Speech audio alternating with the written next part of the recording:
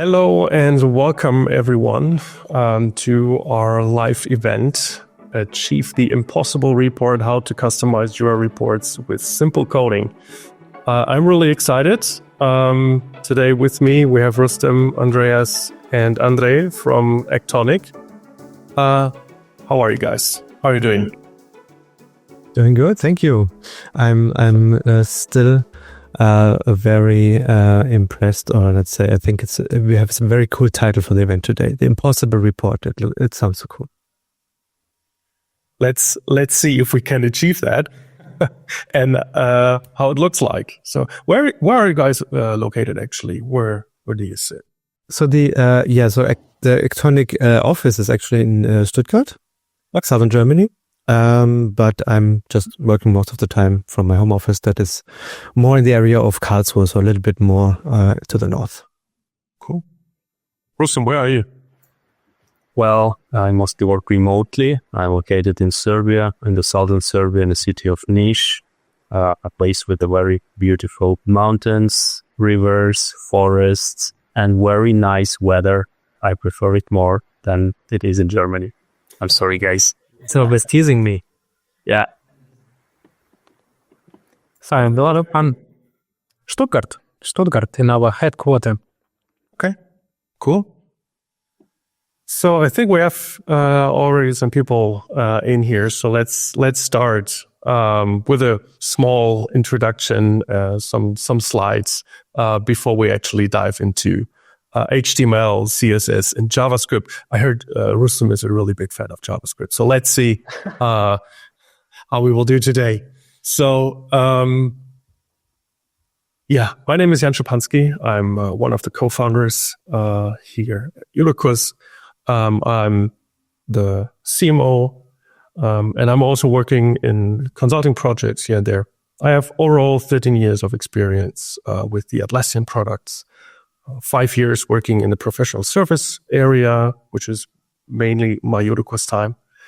I'm the Atlassian community lead here in Hamburg, and my focus topics are on IT service management and SAFe. I'm also certified in some areas.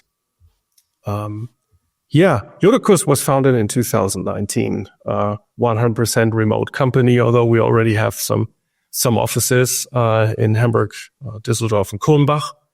We are what we call ourselves a cloud-first solution partner. Back then, we started because we thought cloud will be the future. And 5 years later, we don't have server anymore. There's still data center. Let's see. Tier 24 is knocking on the door. Let's see what kind of announcements that Atlassian will make. Also platinum solution partner and specialized in IT service management and cloud migrations. We're a Device 42 authorized partner as well. With over 50 employees and over 30 partners, we do serve our customers a wide variety of our product portfolio and solution portfolio, which mainly consists out of IT service management and enterprise service management, where we have a really strong business focus on, especially with also AI topics, digital workplace and collaboration platforms, and knowledge management, mainly all around Confluence, test management solutions and DevOps. We also were a partner of Sneak and Agile transformation. We really try to get our scaled Agile specialization this year. So we already work on Agile transformation. In general, we do cloud migrations, like from the very beginning. This is what we do. This is what we're known for. But we also have a strong focus on process digitization and process optimization with different methods to do business process optimization. License management is also something that is always included in our business and what we do, and product trainings for different roles and apps like the report builder of Actonic. So, and without further ado and without talking too much, I would like to welcome our guests from Actonic. Rustem, let's start with you. Yeah, sure. Hi, everyone. Hi again. Yeah. I'm a product owner here at Actonic with more 10 years in reporting, business reporting, and IT reporting. I managed dozens of business-related reporting projects for many customers. My focus of interest is mostly IT service management, operational support and analysis of us who are more deeper in this topic. Yeah, and I'm a big data analysis enthusiast. I do really like to dive deeper into whatever data is available for me in whatever field of interest, let's say. And yeah, I do coding in Python and in R, unfortunately or fortunately. Now I have to work more with JavaScript, which actually is not my verbal language of coding, but it's okay. Yeah, that's I think it. Thank you. Andrei, we're next. Hello, everyone. So in my previous job, I was working as an Atlassian consultant, as an Atlassian developer, and did many more different things around Atlassian world. But here in Actonic, I'm responsible for product development. I'm acting as technical lead and solution architect. So I'm assisting multiple teams to build products for Atlassian Marketplace successfully. Hello. Cool. And last one, we have Andreas. Hi, everyone. Very happy to see you guys here, all of the attendees. I mean, I don't actually see you, but you know what I mean. So first things first, I love Star Trek. That's the last bullet point, but a very important thing to know about me. No, just kidding. So at Actonic, I'm expert for all of the apps because I'm responsible for the marketing activities that we are doing, not just for Report Builder, but also for our data protection tool and for some other apps. I'm also community leader in Stuttgart together with another person who's co-leading with me. I'm also an Atlassian creator in this program, mostly on LinkedIn active. So if you don't follow me there yet, please do so. I actually have a little bit of experience in web development from a few years back, including JavaScript. So that's why our topic today is going to be particularly interesting for me, because I think I can actually understand what Andrei is going to talk about. But my roots are in graphics design. That was my training. And so the three of us together, Rustem, Andrei, and me, I think if you want to transpose that to HTML, JavaScript, and CSS, then I think Rustem is HTML because he gives us the structure, what will we build inside of Report Builder, what do customers want, and so on. Andrei and his team, of course, they will make everything work. That's the JavaScript. And me as a designer, I'm responsible for the CSS, so everything will look beautiful. Maybe that's a good way to see it. I actually like that very much. Thank you. Andrei, obviously, as well. Feels like the first time you said that. So now that's right. Yeah, I didn't prepare it. That was now spontaneous. Perfect. So I try to remember that. I think that are good questions. What are you? What programming language are you? Yeah, that's perfect. Cool. By the way, I don't know what is R. Wisdom, what is R? That's mostly for statistical analysis and functional approach to a coding, etc. So I prefer it other way more than other languages, I would say. I do functional coding. Never heard of it. That tells you a lot about my status as a developer. I think since JavaScript languages are out, and especially with React, I think we have a new programming language each week, feels like. So every time you refresh the page, it's like you have a new JavaScript language out there. Cool. I think, Rustem, you wanted to share your screen, right, and take over. Yeah. If you don't mind, of course. Yeah, just a few words to start. Basically, how did we start with Report Builder in general is that we had our first application, Timesheet Builder, which allowed people to create their timesheets. And with Timesheet Builder, we discovered that what people need is basically to have some sort of capability to take the data from their data from Jira and put it somewhere. The thing how it works in Jira typically is that here I think I will start my screen sharing. Is that imagine you have some issues. I'm just one of our instances now. You have a number of issues in your instance, and people actually feel there's some data, for instance, how much time did they spend or whatever. And then you, for instance, again, need to export it into some invoices or beautiful reports, whatever you actually need and whatever complies with your company regulations. What I'm showing now, an example of electronic invoice, with your company regulations, company branding styles, whatever, The thing is, typically you can't do that directly in Jira. You need either, to export the data using, now I'm showing, of course, very rough example for exporting the data to CSV, let's say, or Excel, and then importing that data somehow to another application or directly in the invoices or whatever. You may, of course, use many applications allowing you to do some enhancements on that, to provide a better exporting capabilities, to provide some integrations with maybe some existing tools for invoicing you already have or you're going to buy. But still, you need to do a lot of things so that your data, which is already there in Jira, will turn into something beautiful, like, for instance, this invoice or whatever report or purchase order or some offer or whatever.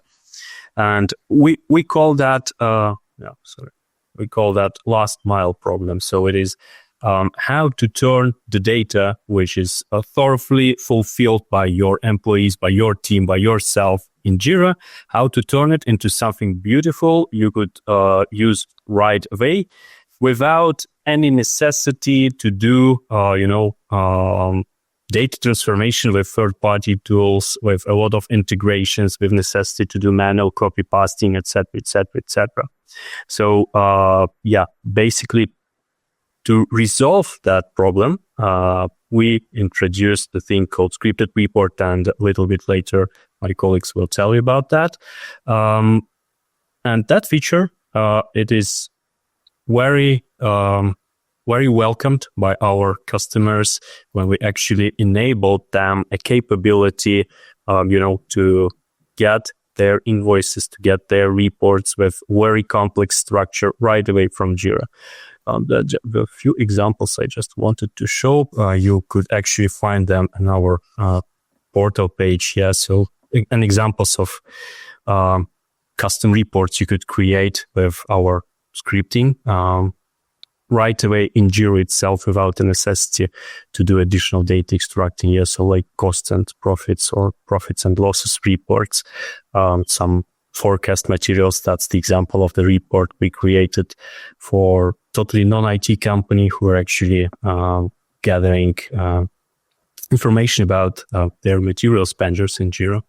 So but today's focus will be on pure essentials, basically on where did we started all around with this scripting, is about creation of the invoices. I think that's it. So I hope you guys got the idea what we are going to achieve today, to achieve the something you could never achieve in Jira, a beautiful, branded, tailored report purely generated from Jira data without any necessity to integrate with whatever data processing languages, data processing engines or something like that. Okay. That's it. For me, actually, that sounds like the impossible to do. So I'm really, really looking forward to what we're building. There will be just a few dozen, maybe even less lines of code in JavaScript. Yeah, but And we will do more with R and Python, or? oh no, with pure JavaScript, very simple things. Yeah. So, and I'm passing the word to Andreas now, so that he would actually show the application a little bit. All right. Yes. Okay. Let's do that. So sorry to keep you all waiting from the actual topic that we are that we want to talk about with the invoices. But before we do that, let's have a quick look at the application itself. That's kind of my job to show you. So if I'm hoping that after this event today, you will feel the need and the urge to try this out for yourself and play around with it. So if you want to do that, just go to the Atlassian Marketplace. This is how the Marketplace page looks like. Of course, you can start a free trial, as with all of the apps.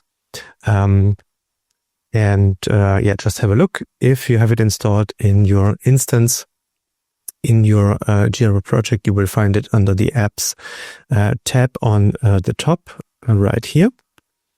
And the worst thing that you will see is that you see nothing because you don't have any reports yet.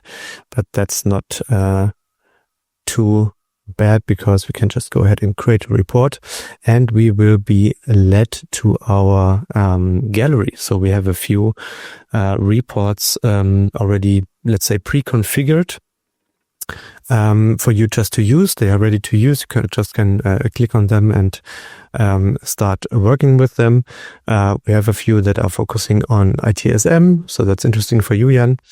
And a few other things. So, for example, closed versus reopened is a look at how many tickets have been reopened when they have been closed before, or created versus resolved, how many tickets have been created or resolved in a certain period of time. That's what you can use to improve your processes. And as I said, they are absolutely ready to use. You can just click on them and start working with them. Inside of the reports, we have a standard layout, which is a panel on the left side with all of the input parameters that this report accepts. This is where you configure the report. You will usually specify a scope of tickets that you want to work with, or a time frame, or some other options. It really depends on the type of report that you want to create. On the top, you have the title page with the name of the report, which you can change very easily, as you can see. And then you can add this report to your personal report. So when you have configured it, that's this tab on the top here.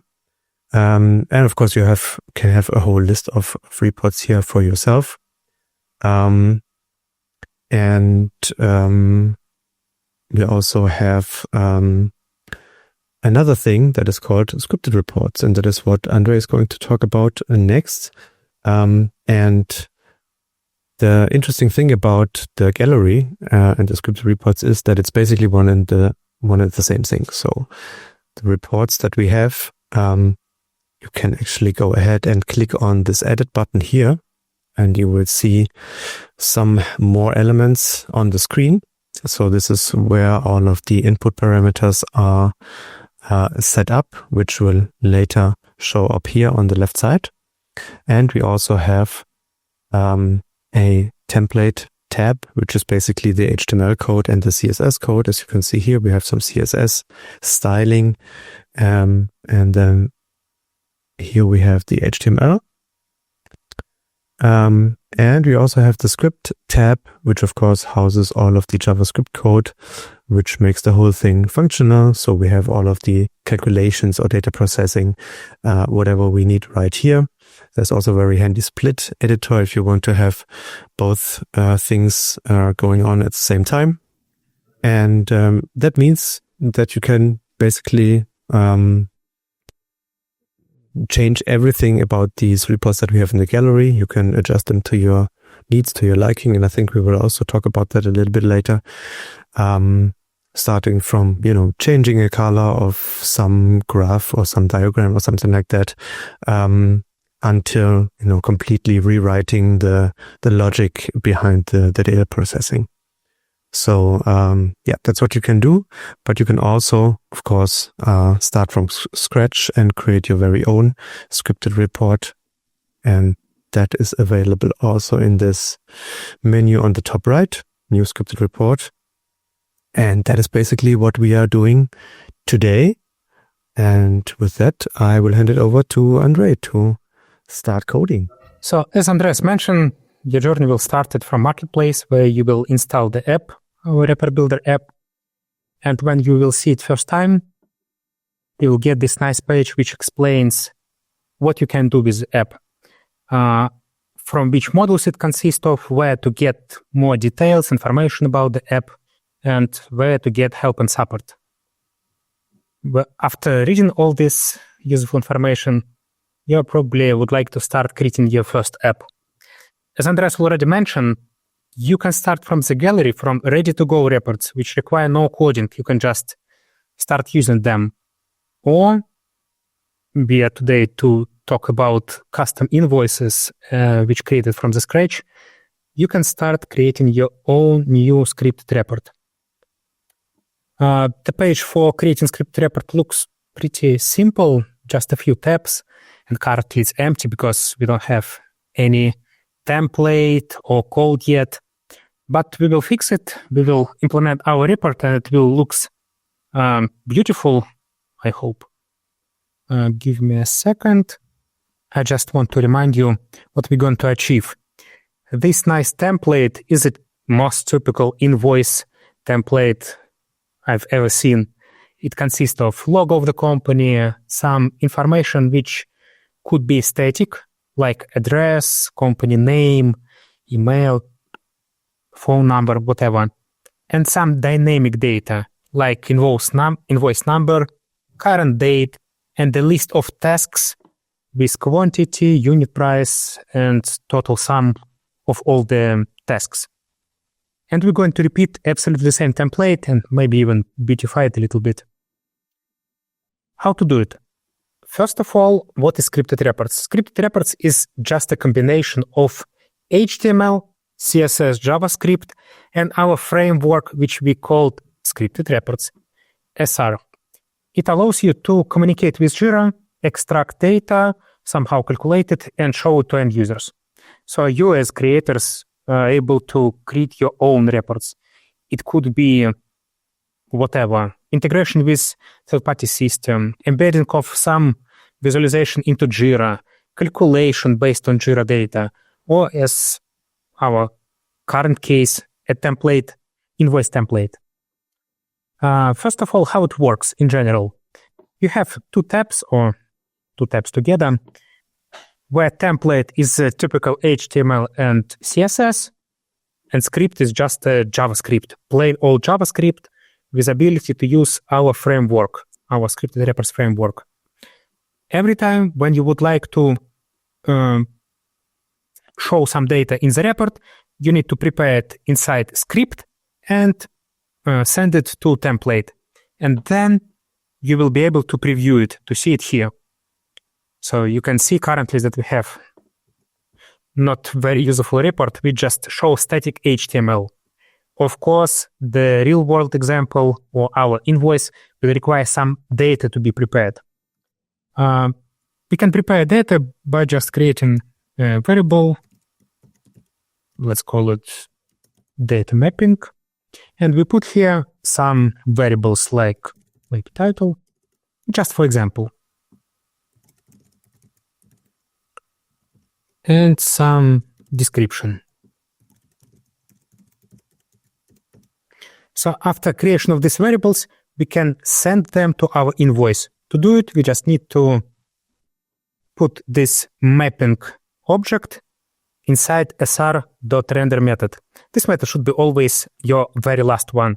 This method will actually render the report itself. And then when it's sent to template, you need to somehow show it here. And there are no magic. We are using the framework which called handlebars. Handlebars allows you to put variables inside HTML with this nice syntax, with these few curved brackets. So if I would like to print title somewhere here with H1 tag, I just need to put title And the same for description, maybe with another level of heading, and variable name desk. Let's try to refresh our report, and here you can see that the variable names title and description used here in curved brackets show actual data, so actual value of these variables. So looks good. We know how to communicate between script and template, how to send some data, calculated data from script to template. But now go back to our invoice.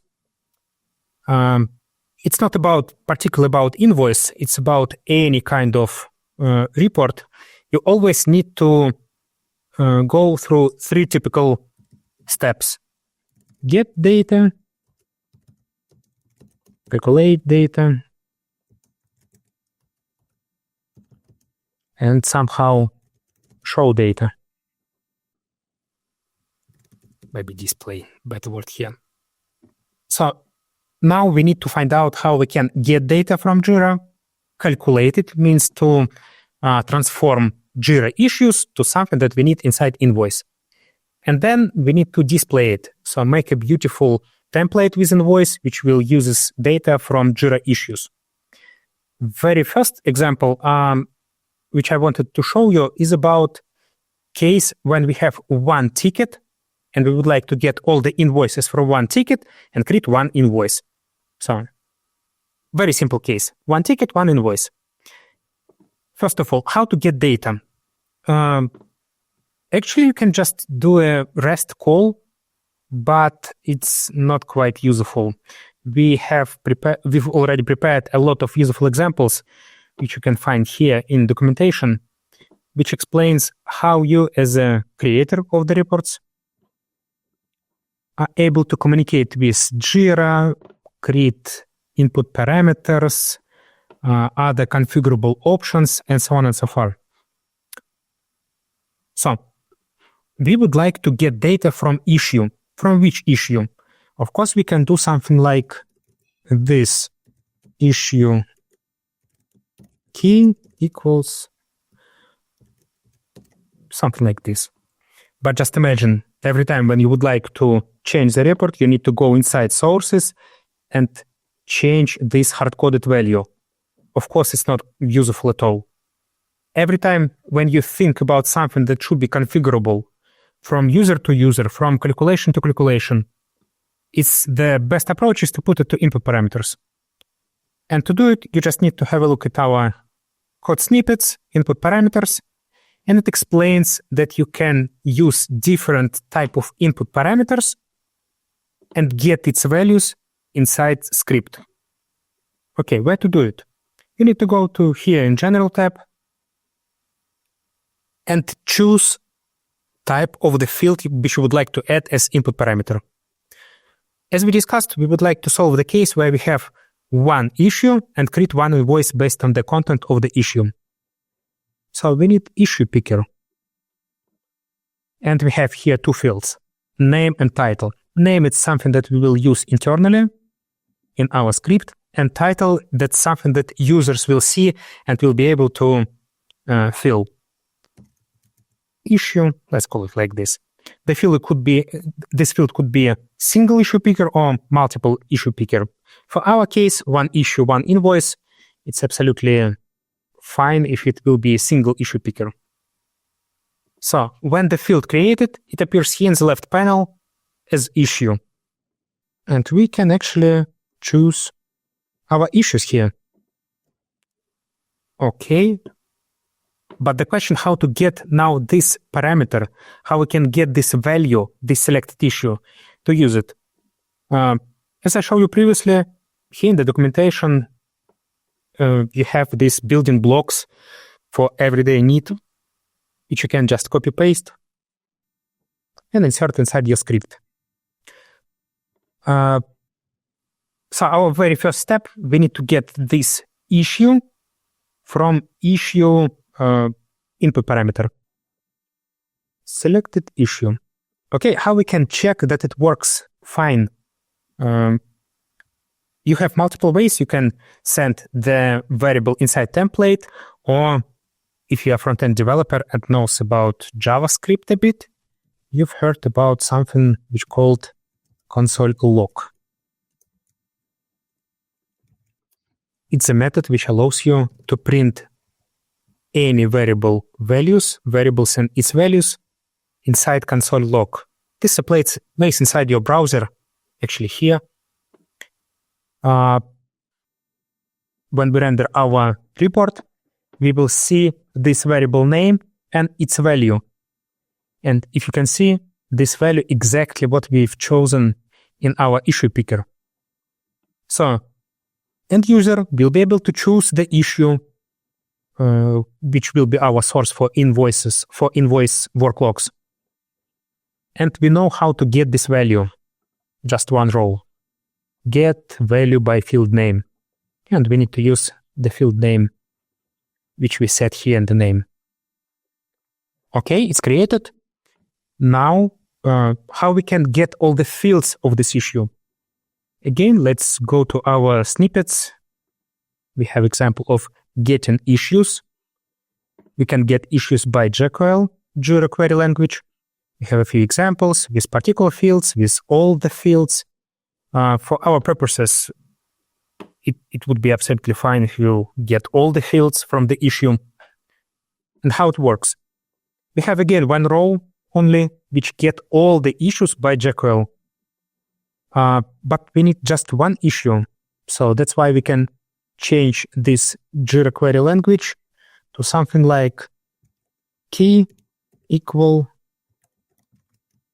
and our issue key. So this tiny Jekyll will return us one issue only. Our issue with all its fields, with real-time data. Again, console log is our friend. It will assist us to check that we are on the right track and getting the data correctly. And here you can see that we have issues. It's an array which consists of one element only with index 0. And this is our issue with all its fields. Who created it? Who is currently assigning? What's the summary of the issue? And how much time spent we have inside this issue. I think it's a good idea to open it. Andrei, maybe one question in between. There is a question from Saskia. Do I have to use the built-in editor, or is there another way to code actually? Yeah, it's a very nice question. Actually, for some small and simple reports like invoice, which I will show you, built-in editor will be enough because you will have just a few rows of code to get content and to show it, to visualize it.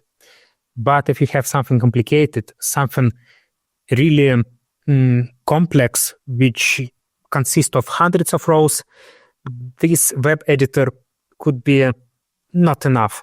For this case, we invented the mechanism of integration with your own local IDE, whatever you prefer. It could be Visual Studio Code, it could be WebStorm, or whatever you prefer. It become available only when you first time save the report. So let's do it, and I can quickly show you how it could look like. Invoice for single issue.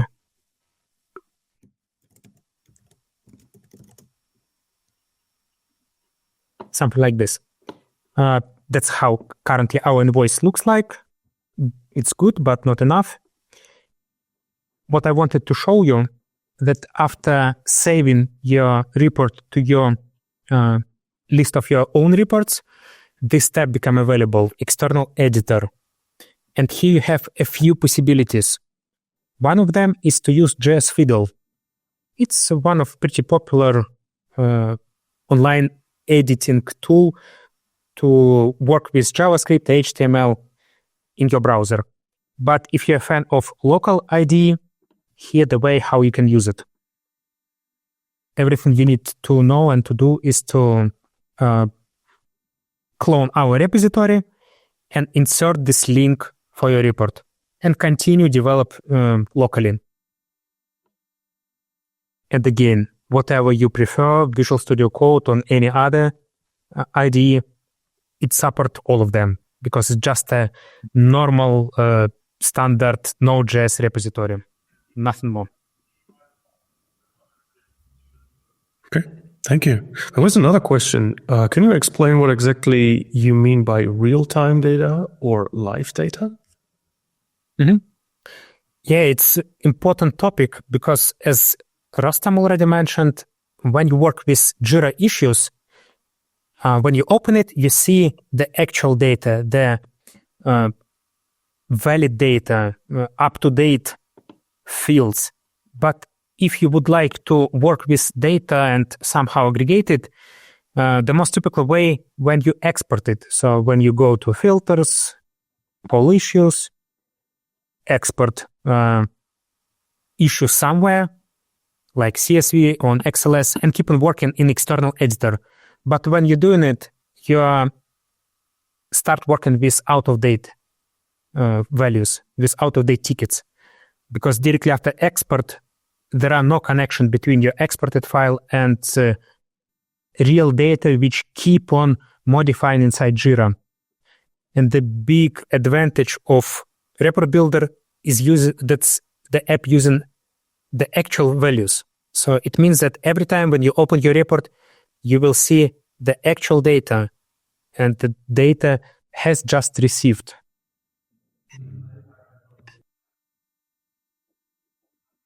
All right, anything else? So I would have a question. Will report builder send any Jira data anywhere for processing? Do we have any data privacy concerns here? There are absolutely no privacy concerns because all the calculations and all the data stay inside your Jira cloud. We are not sending it outside of Jira for processing. This is the biggest advantage of the app because it doesn't use any external application, database, or whatever to process the data. All the calculations, all the data aggregation, and all the steps during the report creation is stay in Jira only. So there are no any other external tools involved. Awesome. Thank you. So it's pure 100 web-based and cloud-based application, which completely do everything inside Jira Cloud and nowhere else. Okay. Any other questions? No, here now. Perfect. Let's continue with JavaScript. When we have our issue received, we would like to know how to show this data inside our invoice. What we want to show? First of all, we would like to show summary of the issue and all the spend time. So we already know how to get data. We know how to send some variables inside template. It will be our calculation step. And we would like to send to invoice summary of the issue. We need to put something here. And spend time. Let's call this variable time spent. All the time which logged for one particular issue. To get summary, what we need to do? Let's have a look at our object which we receive from issues. So it's an array. We need to get the element with index 0 and go to fields and find something which similar to summary. Yeah, this is a field summary.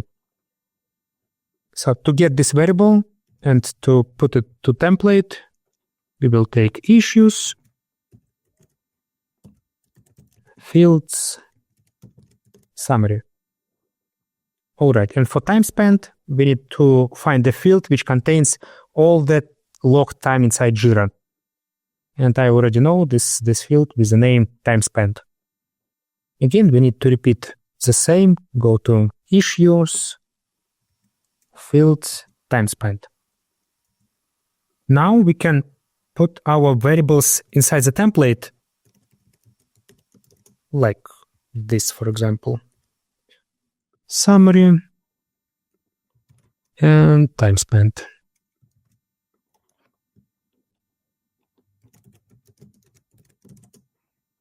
Let's have a look at the report. Summary, managed services, merge. Is it correct? Is it our issue? Oh, I already visited another page. Yeah, this is our summary, managed services, merge. And this is our time. You see time tracking, 2 days, 5 minutes. But we see something different. We see something much bigger than 2 days. Why it's happened? Because by default, Jira stores all the durations in seconds. So it means this is the seconds of time spent of this issue.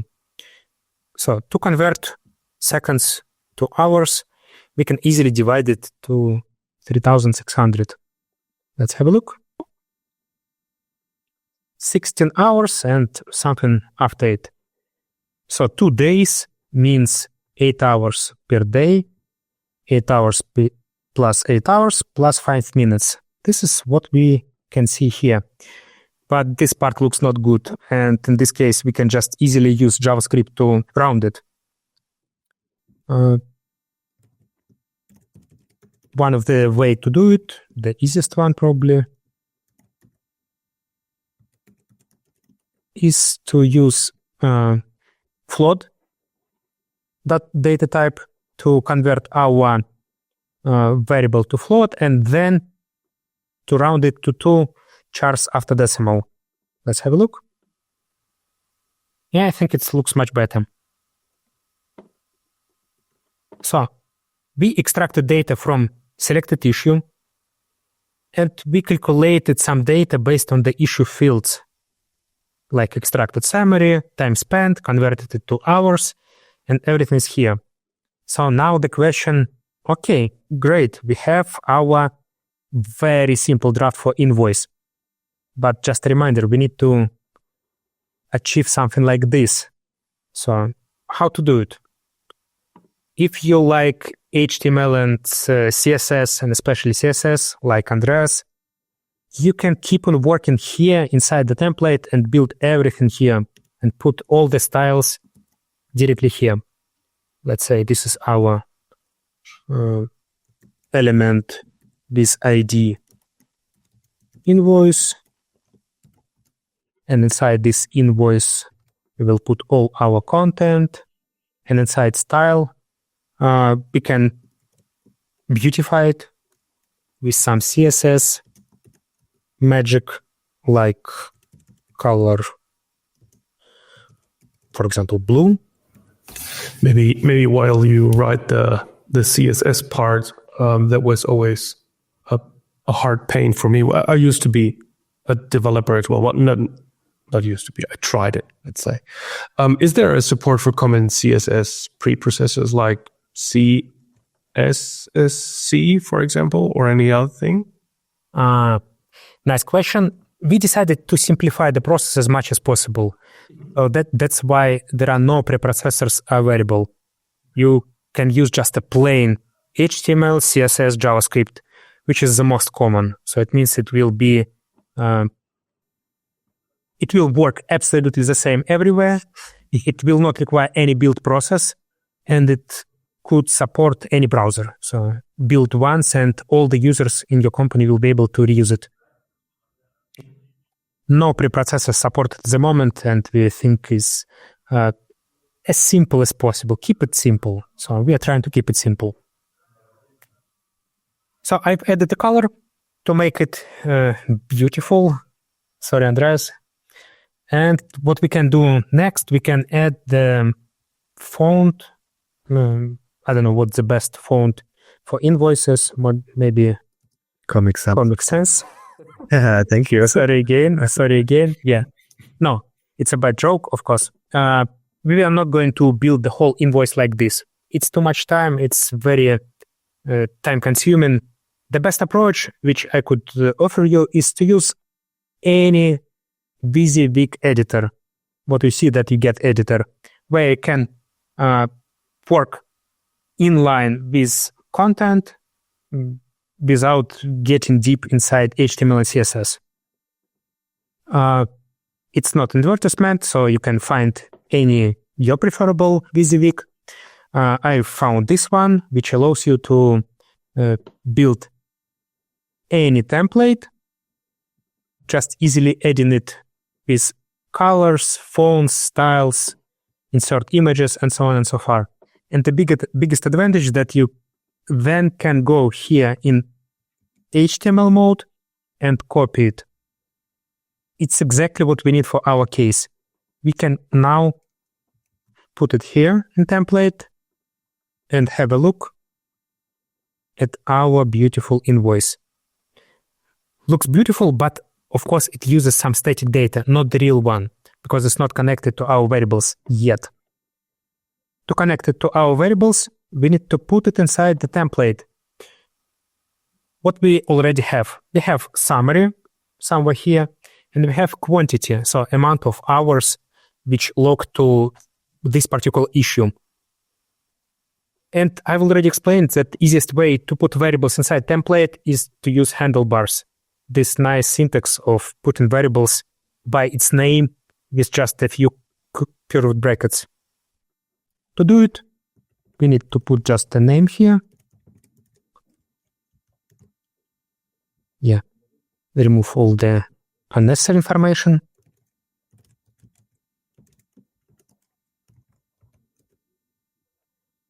Do not be careful and use exactly the name which you would like to see.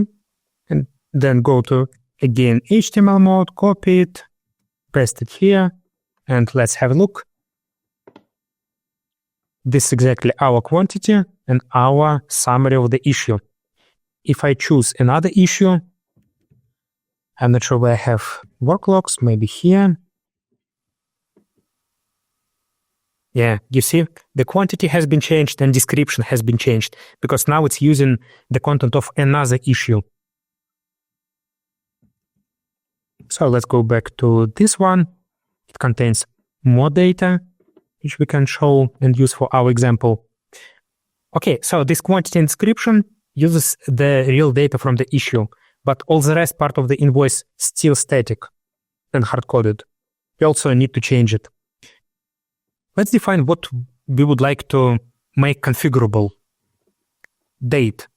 Date, it's the actual date of the invoice creation. So we don't need to configure it and make it configurable from invoice to invoice. We can make it auto-calculated, so it could use the real date. To do it, we just need to go here, back to our data mapping, and add one more variable. Let's call it just date. And we can use JavaScript date object to put date inside this field. But again, we need to take this variable name and inside our WYSIWYG editor, insert the date. When it's done, again copy-paste, replace the template, and have a look at this beautiful date, which contains date, time, time zone, and even something else. Everything you could ever want. Exactly. Of course, it's too much, and the most of the time you would like to see it as a short date, so we can easily improve it to date string.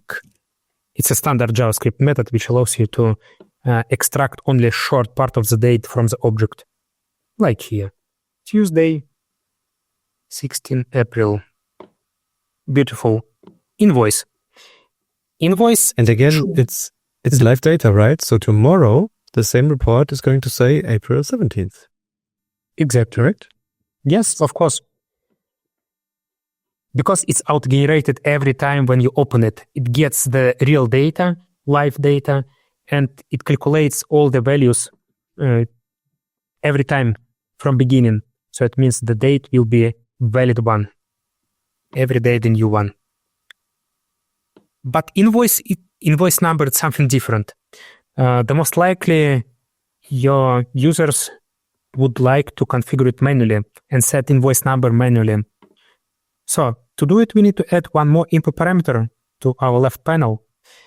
Invoice number is something that could looks like string or number. Let's use string. The variable name could be something like invoice number. And the title is something that user will see. Let's make their life easier and explain what we expect here. Invoice number. Something like this.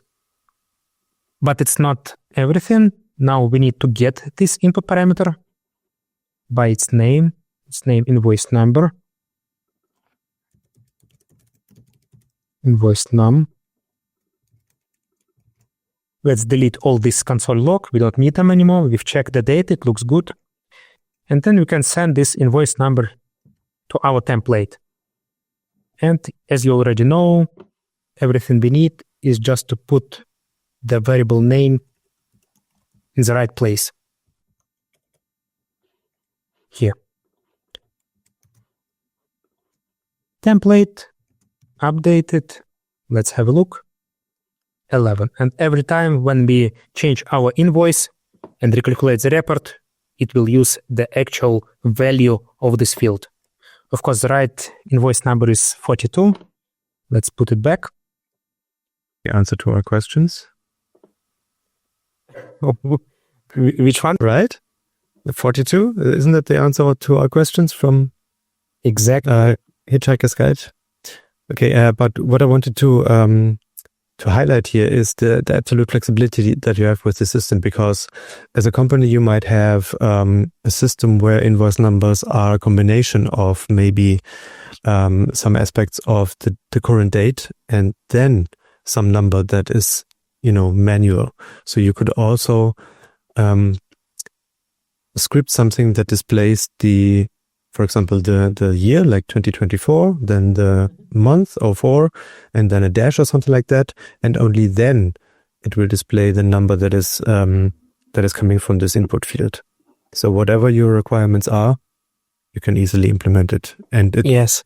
The goal is to reduce errors. I think that's also worth mentioning, because everything that you have to do manually, it's not only boring and tedious and nobody wants to do it, but it also increases the risk of having some kind of errors. And the more you can have automatically, it's always going to be correct. Absolutely agree. That's why, because it's not just a number, it could contain some letters. We decided to use type string. But if your invoice or your variable is always number or always date, you can choose the right type here, and field value will be validated automatically.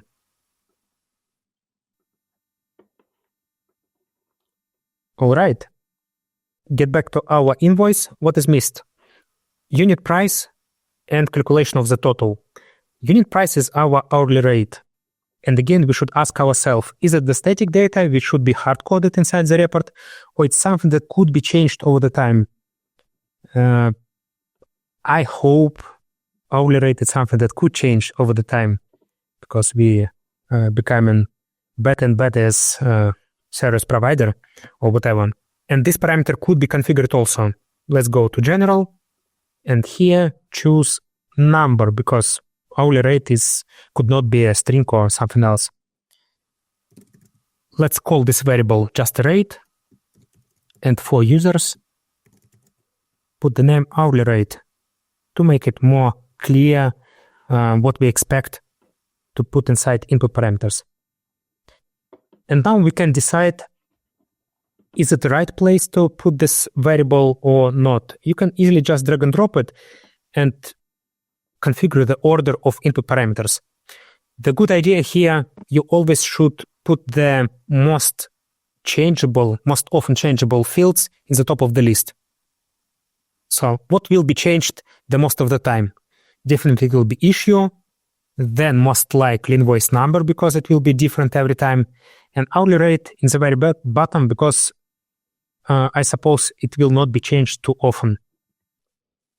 Let's say we have some hourly rate now here, And we can just get this variable by variable name rate.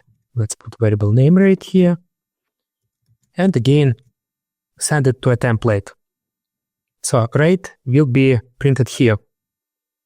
Let's go back to our template and find a place where we would like to show the rate and put it here. And again, I'm doing it just to show you the simplicity, the most simplest way of editing template as possible. If you prefer modifying HTML and CSS directly, you can do it here in template. But I'm too lazy for it and I'm using just a WYSIWYG editor. Let's check ourselves. Unit price, $10. So everything is correct. Let's imagine that one day we become super professional with hourly rate 12. And it's changed as per the value. So everything is great and works fine. What about the very last one, field which should be calculated based on the quantity and unit price? So total is a production of quantity, amount of hours, and hourly rate. And we can easily calculate it. We have everything for it, right? We have rate, we have time spent. We just need to multiply rate to time spent. So let's call this variable total. I see a few questions in the chat. Give me a second. I will finish with the invoice and then we will talk about them. Okay?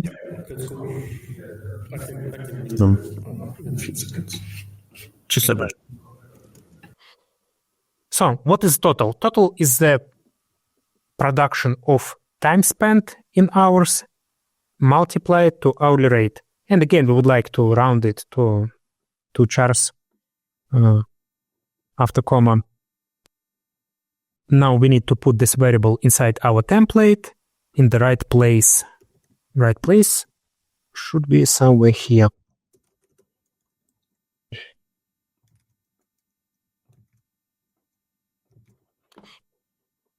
Again, it's a simplified version. Just for an example, if you have something like tax calculation, you can add it to your template, to your script, and calculate it based on your requirements. Let's imagine that our requirements are pretty simple and we don't have any taxation in our invoice. All right, so 12, it's not a good number for calculation and not good hourly rate. Let's put something like 100. Now it's become much better. We can see quantity, unit price, and total, which is calculated correctly as a production of unit price and quantity. All right. Let's have a look at the questions, and then we will continue with our beautiful template. So we get your questions from Gideon. And so the first question would be, what is on the roadmap for the framework? What methods and integrations are planned? Mm-hmm. Yeah, thank you for this question. The roadmap is very huge and mainly consists of the simplification for the process of getting data, aggregating data, and visualization of data. We already support a few very nice chart libraries, which allows you to build pie charts, bar charts, line charts, with scripted reports. But in our plans to extend this list of supported libraries and make the possibility to use any library directly from scripted reports, we also working a lot on our special library for data aggregation. It's like a pivot tables in Excel, and it allows you to aggregate data by any field with any metric without writing too much JavaScript code. Okay. This is the nearest future of scripted reports. But in general, Report Builder is going to have a few very nice integrations with popular apps, make available the calculation from different places. Like currently, you need to create the report inside report builder, and then you can use it as a gadget. But we would like to extend it also to project reports, to sprint reports, dashboard reports, and all possible places in Jira where you would like to see some insights, some reports, some data visualizations, and so on. Is there a way to integrate external systems like, I don't know, SharePoint, LexOffice, stuff like that, and to get values out of it? Definitely, yes. Depends on the use case, on your requirements. Most likely you would like to combine Jira data with third-party data. And one of the most popular examples here is how to get external data. To do it, you can just use fetch, because it's just a JavaScript. It's plain old JavaScript. It means everything which available in JavaScript available here. If you would like to access external system and third-party REST API, you can easily do it through fetch. Cool. And I think the last question we had in the chat is there a support for Jira expressions? Mm-hmm. If you're talking about Jira expressions as the part of the cloud framework, which allows you to evaluate some requests, currently it is not possible from report builder, but this is a topic of always a discussion. Are you really need it? Because the most of the time, when you would like to validate some idea, you can do it in different way through entity properties, through JQL, and through some JavaScript expression. Mm-hmm. Okay. So it depends on the use case. If the person who asked about evaluation of expressions could explain the use case, you can talk a bit more how you can achieve it with scripted reports, maybe even much easier. So that would be maybe a topic for a meeting afterwards. Speaking of meetings, if you have any questions, just scan the QR code and just book a meeting on my calendar, and then we can talk about that. There's one more question, and maybe the last question for today. Is there a way to only get a single issue rather than get a list of issues by JQL and then access it with a zero index? Mm-hmm. It's also possible. As I said, you can use directly fetch to get any data from Jira REST API, and you can access directly every issue on your Jira instance. But this method is much more powerful because most of the time you would like to aggregate multiple data, multiple issues, scope of data, like all the issues in some project or all the issues which depends to some label or component or issue type or status, whatever. And you don't need to think, hey, what if my portion of data will be 200 issues? Mm-hmm. This method covers everything under the hood. It will get all the issues and portions and return the list of all the issues. And always it's better to think in the idea that it's a list. It's something that you can iterate over and then you can aggregate it. And when you decide to modify it, let's say currently we are working with case when we have one issue, one invoice, and we would like to improve our application to something bigger, which process multiple issues, it will be very easy to do it. You don't need to rebuild it completely. Just a few rows will allow you to achieve support of multiple issues, not a single one. Awesome. So thank you very much. Anything to add, Rustem, Andreas? I think there's one more question actually that also is connected to that. Given a JQL that returns n issues, can I create n distinct or separated reports? Andre? I'm not 100% sure that I understand the question. If you're talking about multiple reports inside the one, yes, of course, it's possible. So you can even combine multiple visualizations into one. So you can get this data and then show it as a table, as pie chart, as bar chart in a single report. So your report is a canvas. You can paint whatever you like and visualize whatever you like, even multiple visualizations at once. Okay. Yes, but it's all inside of the one report that you're working in. So you can iterate over that list, and you can display whatever you like with this list of issues, but all inside of this one report. We don't have a way currently of spreading it into different reports. What I also would like to show you just the idea that this report, when it's created, it's available currently only for me. And I'm the person, for example, which is responsible for invoices, could open it here from my reports, configure it, and just use it. And no more code required, no more JavaScript. You can just put the input parameters, modify them, rebuild your report based on the actual data, and export it. For example, make a printable copy, which you send by post, or save it as PDF with all the colors, logo, and other beautiness, which you configure it with CSS. But if you would like to make it available for your teammates, for your management, for your sales department, who is responsible for invoicing, you can easily do it by sharing permissions. So here, from the report permissions, you can make it available for your teammates, because by default, every scripted report available for you only. And the way to make it available for everyone is to make it public for the whole instance, or share it with particular user or group or project of people. So now everyone on this instance will be able to use this report, and when they open it, they can put their own issue, which they would like to use for invoice, the valid invoice number, hourly rate, and so on.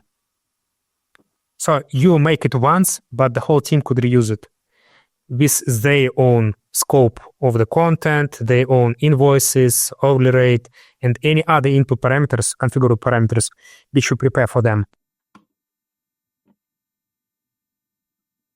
Okay.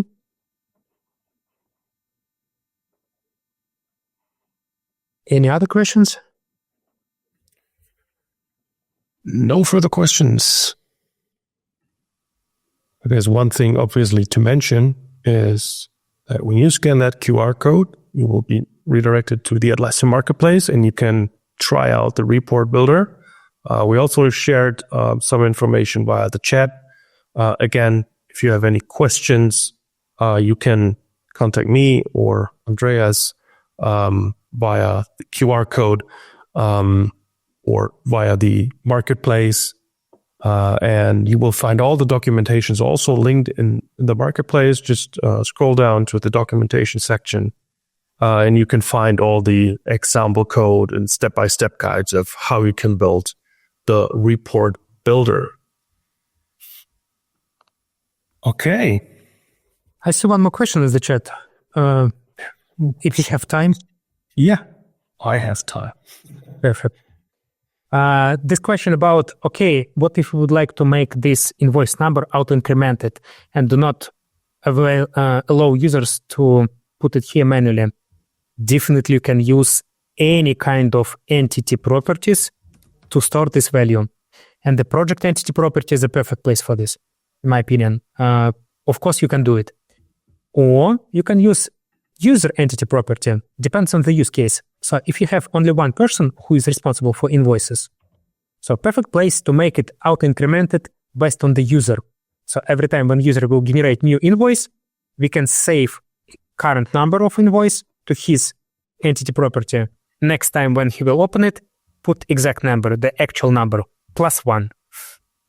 Or if anyone can do it, not one particular user, be absolutely correct. Project entities is a perfect place for storing this data. Awesome. All right. Anything more to add? Andreas, I think we have female phone, right? Yes, that's right. just a few closing words from my side. Yes, we have a feedback form. Thank you, Jan, for the QR code.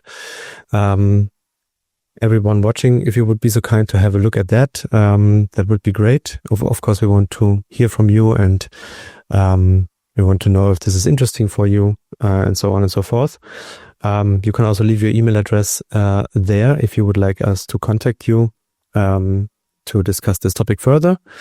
From my side, I really have to say the flexibility of the system is that what I think is most interesting. And building an invoice here is the perfect example, really, because it's not a report, it's not a classic report.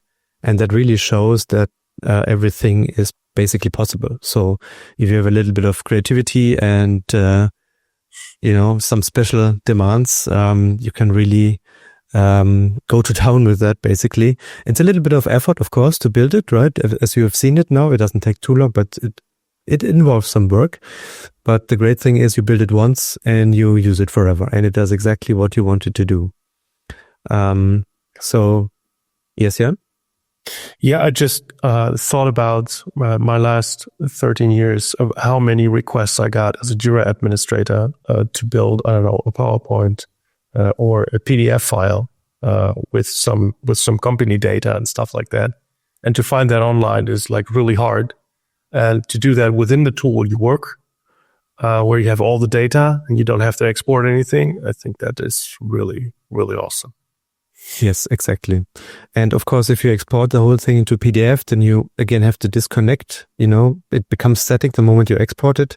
That can be fine in some instances. By all means, do that. But you can also keep it live if you need that. So yeah, I think with the system, seeing is believing. So again, please go to the marketplace, try it out, play around with it. If you have any issues with it, contact us. If you don't want to use the feedback form, I can totally understand who wants to fill out feedback forms, right? Again, find me on LinkedIn. Let's chat. I would like to hear from you and hear your thoughts about it. And last but not least, of course, we can assist you if you have something that you would like to build or have built. So can, as I said, we can assist you. We can do workshops, some kind of training, or we can also offer to build a completely custom report for you if you like. So that is also a possibility. So thank you very much, guys. Andreas was tremendous. It was really fun. Guys, one more thing before we end. One more thing. Okay. The thing is, we have one big feature we didn't really show today. It's data aggregation library. Andre mentioned. He only mentioned it in a few words. It's called Pivotopia. You could find it in our documentation, basically, if you are interested in. But it's like, when you build something really complex, you need to write actually quite some code, to iterate through the list, etc., etc., etc. Pivotopia is the library, data processing library we created to make this process run easily. So you just send it a pointer to a data and it processes it. So maybe in future we will have one more webinar concerning Pivotopia only, because it is really powerful. Whatever data filtering capabilities you may need, whatever data processing capabilities you may need, calculation of totals, subtotals, different kind of pivoting data, whatever. So yeah. Right. Yeah. So yeah, we definitely should do a part 2 about that. Awesome. Cool. Then thank you very much, guys. Right. I hope you enjoyed it. Fill out the feedback form and enjoy the rest of the day. Have a good day. Bye-bye. Thank you, everyone. Everyone, Bye-bye. have a good day.